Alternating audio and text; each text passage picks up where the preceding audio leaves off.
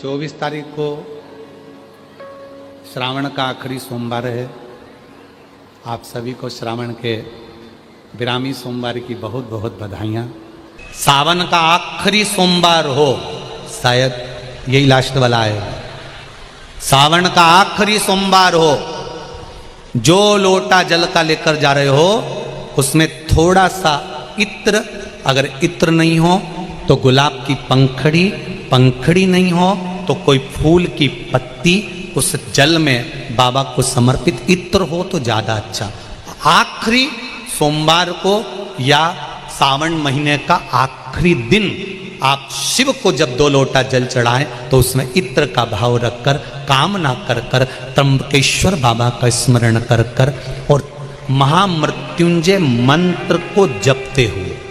कौन सा मंत्र? ये वेद का बड़ा सुंदर मंत्र है, इसको चिल्लाकर नहीं बोला जाता, भीतर से बोलिए। महामृत्युंजय मंत्र का स्मरण करते हुए। और अगर महामृत्युंजय मंत्र याद नहीं हो तो पंचाक्षर मंत्र नमः शिवाय। पंचाक्षर का स्मरण नहीं रहे तो षडाक्षर ओम नमः शिवाय।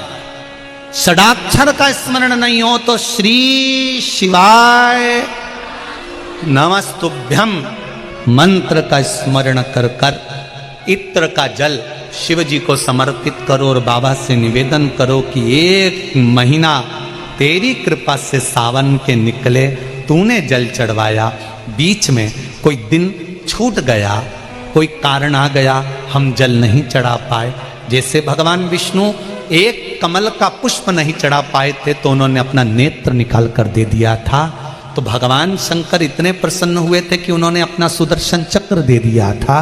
विष्णु भगवान ने नेत्र दिया, शंकर भगवान ने सुदर्शन दिया।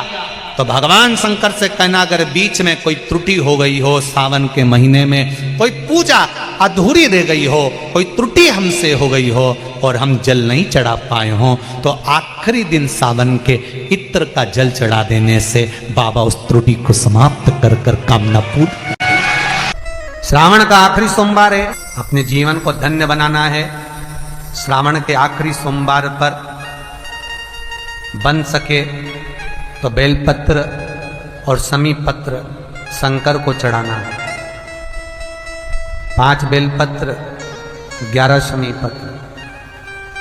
बन सके 108 चावल के आखे दाने ओम नमः शिवाय जप कर शिव को समर्पित करना। दुख तकलीफ ज्यादा है, रोग बीमारी ज्यादा है, तो पानी में लाल चंदन घोलकर, लाल फूल डालकर बेलपत्री के पेड़ के नीचे चढ़ाना है। कल सोमवार शिव जी को आप 5 जगह पर जल चढ़ाते हो, थोड़ा ध्यान देना कथा पर। शंकर भगवान को 5 जगह पर आप जल चढ़ाते हो। मान लो अगर कोई विषम परिस्थिति है और आपको लग रहा है कि मेरा यह काम बाबा को कर देना चाहिए, ना जाने क्यों अटक रहा है, मेरे भोलेनाथ जी को मेरा ये काम कर देना चाहिए, ना जाने क्यों अटक रहा है, तो जो जो जगह पर आप जल समर्पित करते हो, जिस जिस जगह पर आप जल समर्पित करते हो, जैसे गणेश जी की जगह पर जल समर्पित करते हो, सबको मालूम है ना, स्थान तो सबको मालूम है ना गणेश जी का। जैसे ये शिवलिंग है, ये जलाधारी है, ये 2 चरण जहां से जल चढ़ाते हैं तो ये पानी घूमकर यहां से नीचे चले जाता है। अब जरा समझिएगा, आप जब शंकर जी के मंदिर, आपको लगे कि हमारा ये कार्य हो जाना चाहिए, ये कार्य हो क्यों नहीं रहा, आखिर में इतने दिन से लगी हूं, ये काम क्यों नहीं हो रहा, सबके काम हो रहे, मेरा क्यों नहीं हो रहा, तो विश्वास रखकर 5 सोमवार, 6 सोमवार, 7 सोमवार इसको कर कर देखिएगा। गणेश जी का स्थान जहां से पानी बहता है उसके सीधे हाथ पर, वहां पर 1 बेलपत्र समर्पित कर कर थोड़ा सा जल वहां समर्पित करिए। षडानंद कार्तिकेय का स्थान 1 बेलपत्र समर्पित कर कर थोड़ा सा जल वहां समर्पित करिए। अशोक सुंदरी का स्थान थोड़ा सा जल समर्पित करने से पहले 1 बेलपत्र, फिर जल। 3 स्थान। चौथा मां पार्वती जी का हस्त कमल, 1 बेलपत्र समर्पित कर कर जल चारों तरफ चढ़ाने के बाद में 5वां शिवलिंग के ऊपर बेलपत्र समर्पित कर कर पूर्ण जल शंकर को समर्पित कर देना।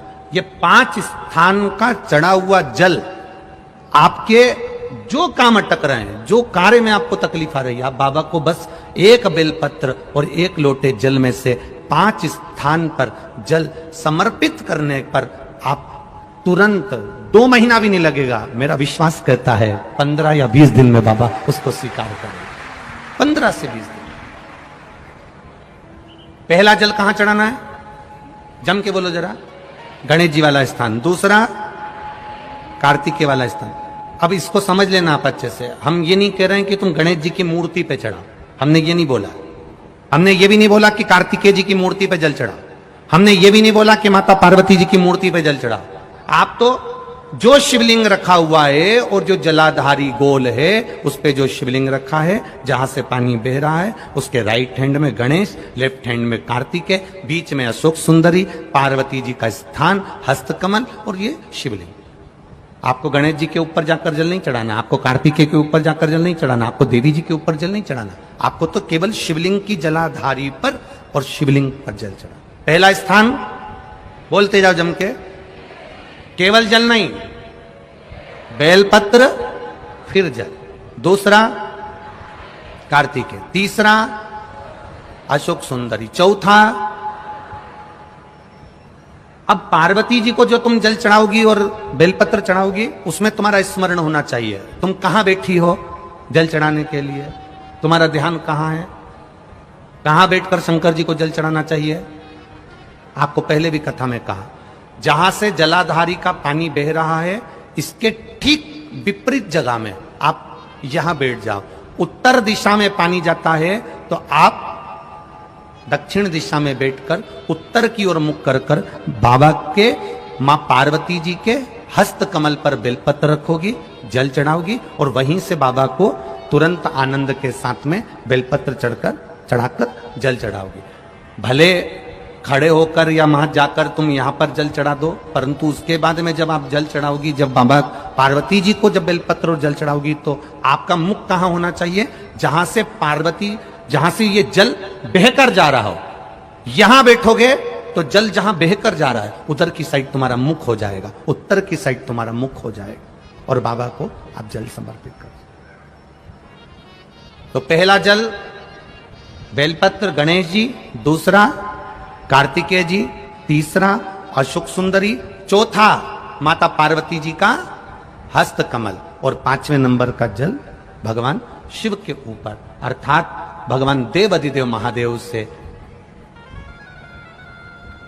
प्रार्थना करते हुए कि तेरा ही दिया मैंने खाया पिया रे, तेरा शुक्रिया रे, तेरा शुक्रिया। बाबा से प्रार्थना करते हुए, बाबा से अपने दिल की बात कहते हुए, बाबा से अपने मन की बात कहते हुए, अपने हृदय की बात भगवान देवाधिदेव महादेव से कहते हुए, ये 5 स्थान पर चढ़ाया गया जल आपकी मनवांचित फल की प्राप्ति करा देता है, आपको सुख का अनुभव करा देता है। 5 जगह पर चढ़ाया गया, कम से कम 5 या 7 सोमवार अवश्य चढ़ाओ। तुमरुक का जो नाम है ये बड़ा काम का नाम है। एक बीमारी होती है जिसको कहते हैं सोराइसिस। एक बीमारी होती है जिसके अंतर्गत शरीर में खुजली होती रहती है, फुकड़ियां निकलती रहती है, सोराइसिस जैसी बीमारी होती है। एक किसी किसी के शरीर में बीमारी हो जाती है, चमड़ी सफेद पड़ने लगती है, चमड़ी का रंग सफेद हो जाता है। एक किसी किसी के शरीर में बीमारी होती है कि पूरे शरीर में चट्टे पड़ने लगते हैं। हम निवेदन करेंगे 21 सोमवार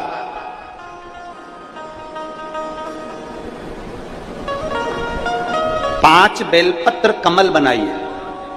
बेलपत्र कमल बनाना हमने पहले भी आप लोगों को कथा में सिखाया। 5 बेलपत्र लेना है, उसका कमल दल बनाना। कमल दल बनाने का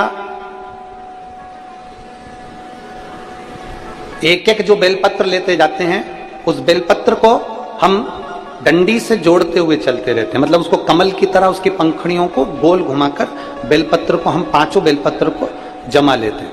जिसके शरीर में चट्टे पड़ रहे हों, वाइट स्पॉट पूरे शरीर के अंदर आ गया हो, या सोराइसिस जैसी बीमारी हो रही हो, या चमड़ी का कोई रोग हो गया हो, 21 सोमवार या 11 सोमवार प्रति सोमवार करिए।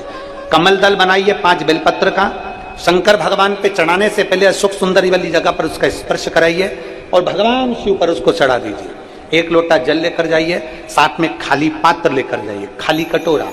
उस पात्र को जहां से शिव जी का जल गिरता है वहां उस पात्र को लगा लीजिए। शंकर जी पे धीरे धीरे कर कर वो जल पूरा समर्पित कर दीजिए। 5 बेलपत्र को लेकर आ जाइए और वो जल लेकर आ जाइए जो पात्र में भरा हुआ है। 5 बेलपत्र एक ही दिन में सुबह से लेकर शाम तक के बीच में 5 बार उस बेलपत्र को खाना है और उस जल को 5 बार में पीना है। धीरे धीरे जैसे जैसे सोमवार तुम्हारे बढ़ते चले जाएंगे वैसे वैसे वो सोराइसिस की बीमारी हो, चाहे चमड़ी का कैसा भी रोग हो, वो धीरे धीरे समाप्त होना प्रारंभ हो जाता है और वो बेलपत्र और वो जल काम करना प्रारंभ कर देता है।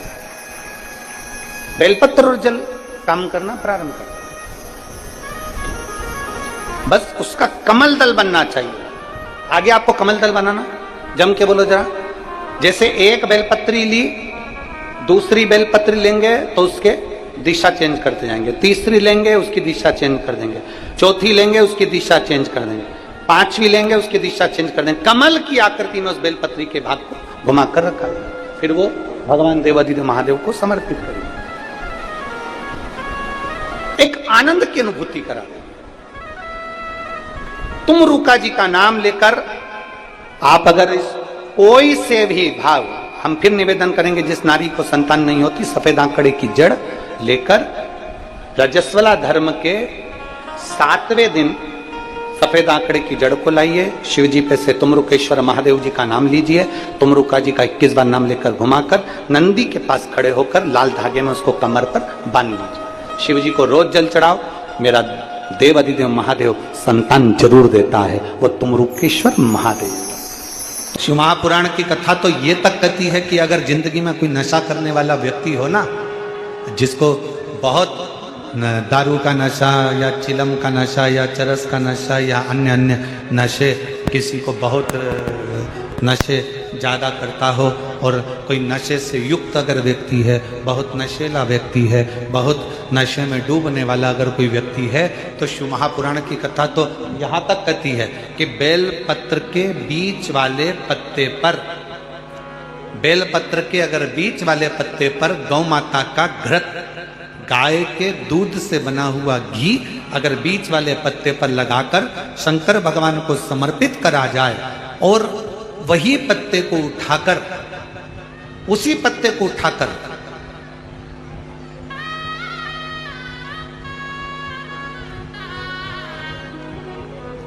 भगवान शिव जी का प्रतिवशिश्वर नाम लेकर अगर वही पत्ता उठाकर कोई बहुत नशे में धुत अगर व्यक्ति रहता है और उस व्यक्ति को प्रत्येक सोमवार को एक पत्ता गाय के घी का बीच वाली पत्ती पर लगाकर शिव को चढ़ाकर कृतिवशिश्वर नाम भगवान का धारण कराकर उस पत्ते को वापस लाकर नशा करने वाले व्यक्ति को अगर ज्यादा से ज्यादा 11 सोमवार भी अगर वो पत्ता खिला दिया तो वो धीरे धीरे नशे से दूर होता चले जाता और उसका नशा छूटते चले जाता। कते विशिष्ट